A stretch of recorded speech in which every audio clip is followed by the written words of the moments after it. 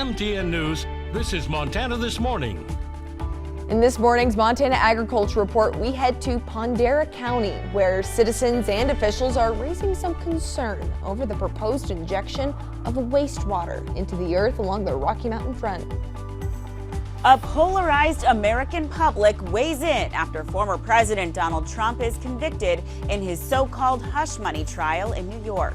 I'm Naomi Ruckham with how the verdict is or isn't impacting voters just 5 months before Election Day. I'm Alina Howder. One Crow native is making her mark in the art world, snagging herself an internship at a high-profile corporation. Find out more coming up. Alrighty, it is 6 o'clock on this Monday morning. Jane McDonald and Matt Elwell with you. Well, hope everybody had a nice weekend. A lot of graduations going on and beautiful sunshine for that. We had a little graduation ceremony and oddly kind of weird.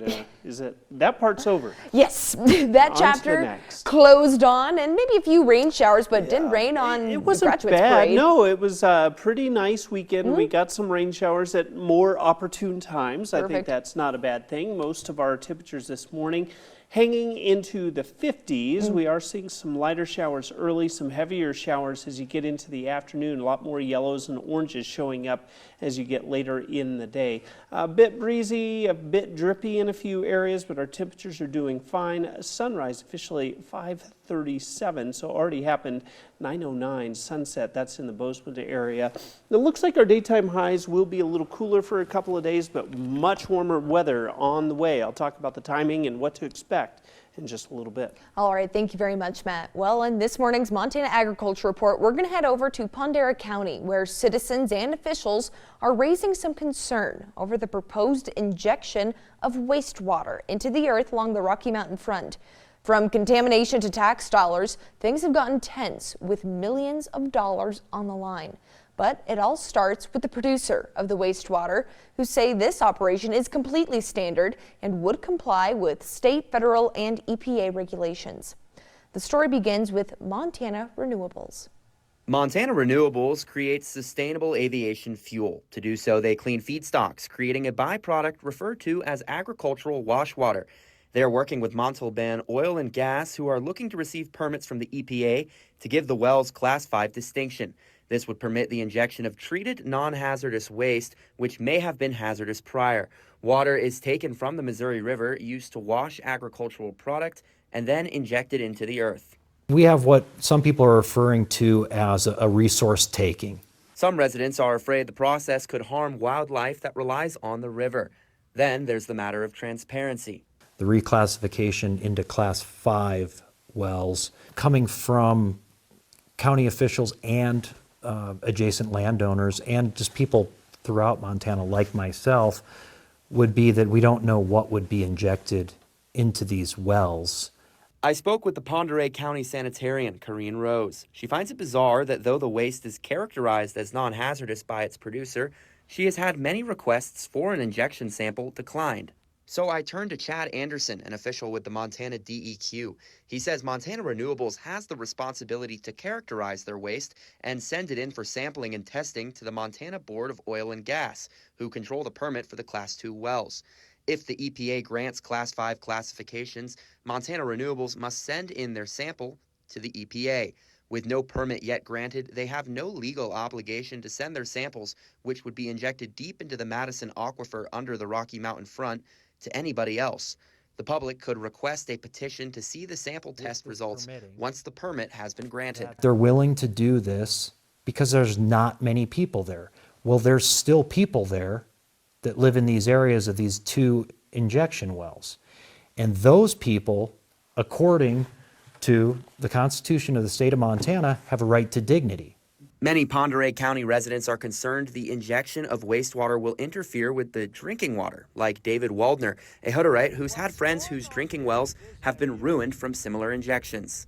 If you look down towards that little building, that tin building, that's the wellhead for the colony's best well. If you look up further towards that line of trees, that equipment, that's the injection site. Montana Renewables responded to me with a letter from CEO Bruce Fleming, which was also sent to Pend Oreille County's commissioners. It says the Madison Aquifer is not drinkable and does not contact surface water supplies. They add their permit caps the maximum quantity of water allowed for injection, and their injections represent a tiny fraction of the non-potable aquifer. Nevertheless, the concern over drinking well contamination remains. If you fool with Mother Nature, she's gonna throw you a blow, and it's gonna be a tough one. From Pend Oreille County, Owen Skornicase, MTN News. Now on the national scene, former President Trump is speaking out again, days after a Manhattan jury found him guilty of all 34 counts of falsifying business records. The case was related to so-called hush money payments to adult film star Stormy Daniels. A new CBS poll shows that nearly 60% of Americans believe the verdict was fair, despite opposing claims from Trump and his supporters. CBS News' Naomi Ruckham has more from New York. In his first TV interview since his Manhattan conviction, former President Donald Trump told Fox News he would be okay with having to serve prison time or house arrest, but he issued this warning. I think it would be tough for the public to take. You know, at a certain point, there's a breaking point. Trump also repeated his plans to appeal and railed against the verdict. It's weaponization of the Justice Department, of the FBI. And, you know, that's all coming out of Washington. President Joe Biden forcefully pushed back those claims Friday. It's reckless, it's dangerous, it's irresponsible for anyone to say this was rigged just because they don't like the verdict. A new CBS poll shows that more than half of Americans surveyed believe the verdict was right, though there continues to be a huge political divide in public opinion. A smaller majority of respondents said they don't believe Trump should serve prison time after his conviction. Saturday night, the former president received a standing ovation while attending a UFC match in New Jersey. The next day, he posted a video of his interactions with fans there to launch his new TikTok account. Trump already has more than 3 million TikTok followers and counting, dwarfing the amount of followers the Biden-Harris campaign has amassed since it joined TikTok back in February. Naomi Ruckham, CBS News, New York. And former President Trump returns to the campaign trail this weekend at a rally over in Las Vegas on Sunday. Meanwhile, President Biden travels to France this weekend to mark the 80th anniversary of D-Day. After that, he heads to Italy for the G7 summit. Now back in some church or state headlines, 100 years ago on Sunday, June 2nd, 1924, Congress signed the Indian Citizenship Act that granted full U.S. citizenship to Indigenous people. It wasn't perfect, and where it was supposed to provide a pathway to voting rights, individual states continued to put up barriers. We wanted to know how Native Americans feel about this act 100 years later. And as MTN's Jill Valley found out, it's complicated. Well, I'm going to be brutally frank, and I have never read such act, but it's always referred to as, you know, kind of one of those keystone moments in Indian history. I don't know how many actual Indian folks knew it was happening. They are the faces of Indigenous people living in western Montana hundreds of years ago. Many may not have lived to see the day when they were granted U.S. citizenship in 1924. We'll never know what they might have thought about it. That's left up to their ancestors. Is it something I like? Well, I have pros and cons. CSKT Tribal Chairman Michael Dolson. Definitely gives us the rights, at least on the paper, to all the rights that a citizen has in the United States. And so voting being one of the big things. Definitely traveling throughout the United States unimpeded. There was a time when we couldn't leave the reservation. I'm hoping those days are gone. Kind of conflicting in terms of opening the door to a sovereignty besides our own sovereignty. And so a dual citizenship. Dolson told me this Indian Citizenship Act is a law, and like any law, he worries, it's subject to change. So the 100th anniversary of its passage might be a time of reflection rather than celebration. People talk about civil rights, people talk about Indian rights. Are they exactly the same? Well, civil rights were actually looking at having the rights that citizens have. And so, yeah, Indian people wanted that. But Indian rights, we're always asking, can't you just leave us alone? let us do our thing in our place. A place that has seen so many changes. Changes even Chief Charlo predicted more than 100 years ago. You know, the 1920s, I look at that as in this last 100 years, you think about what history has meant to just this tribe here.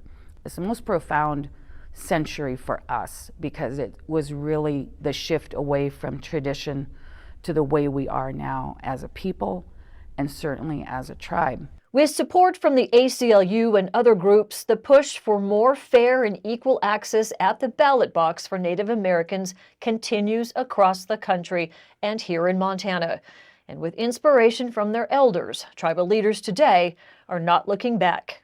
And I think that's what our tribes exhibit always, is that forward-looking view. And it's to preserve a future for those that are not yet here. We have to go forward, you know, learn from what has happened and do the best that we can. In Pablo, Jill Valley, MTN News. And a young Crow agency woman is taking her talents to the Nike headquarters in Beaverton, Oregon. And through her journey, Cammie Jo Whiteclay hopes to bring the Crow tribe into the corporate world. Arlena Howder shares her story and the impact that she hopes to have in this morning's Montana Agriculture Report. As an artist, 24-year-old Cammie Jo Whiteclay takes inspiration from her Crow culture and places like this, where she grew up on the reservation. It's that uniqueness that's earned her a 10-week high-profile internship with the corporation of Nike. There used to be like mussels and clams out here, and we'd just find them. The Bighorn River has a special place in Cammie Jo Whiteclay's heart. I actually grew up here, riding horses, checking on the animals with my grandpa. It's also where her great-grandmother helps her find love for art. She actually would just sit and draw with me when I was a little girl. Decades later, this was a self-portrait I did. Cammie Jo is still drawing, this time at the Institute of American Indian Arts in Santa Fe, New Mexico. I'm doing a BFA in studio art with an emphasis in silversmith and jewelry, metalwork, but I have a minor in performance art. But Cammie Jo doesn't limit herself to those mediums. I actually made out of pure sterling silver. I do serigraphs, so like printmaking, screen printing. I do digital art, 3D modeling. I do ledger art. Drawing her inspiration from the people and places she loves. My strong identity with being Apsaluga or being Crow. My family. Something you can really see in her art. I do poetry as well. And something that one corporation saw as well. Some people at Nike, they're kind of like the main recruiters. The $1 million retailer stopped by Cammie Jo's school looking to recruit more Native Americans, and she jumped at the chance. My interview went really well, I felt, but I think that I was still sort of kind of having that doubt from being rejected the first time. It took 2 years of trying, but Cammie Jo will officially be an intern at Nike's headquarters in Oregon next week. It was crazy. My heart was just pounding. And someday, she says she'll come back to the reservation to open up her own art studio. I just want to bring that to my own community and share that with others. In Crow Agency, Alina Howder, MTN News. We talk about a positively Montana story right and there. A very resilient, awesome story. I think it's really cool too. Now, something else that I found really cool, well, when one person goes down, another has got to kind of step into their place, right? Well, that includes caddies. Okay. I'm going to take you to the final round of the RBC Canadian Open, where a caddy was injured on the third hole, so the spectator took it upon himself to become a caddy. I can do it. Absolutely. He can push a little cart around, give some advice, give some tips, and keep him company. All right, join the club. That's awesome. Welcome. Now, eventually, an actual caddy came. Professional, professional came to join him. But hey, I mean. Hey, why not? When you are called to duty, sometimes that's, look at him over in the right-hand corner. I think he did solid job. And you know what? He saw his opportunity and he took it. I love it. What I more would could jump you at do? that opportunity Oh, absolutely. myself. I would put that little bib on and Yeah. just start strutting around the green like nobody's business. That's right. Why not? I would give advice when it's not needed. No, I just start clapping. That's me. All right, quick break here on Montana This Morning. When we come back, though, this morning we are shining a light on your health and highlighting a debilitating illness that's impacting people of all ages. We're talking about ALS, or Lou Gehrig's disease. There is still no cure, but a Northeast Ohio woman now aims to change that.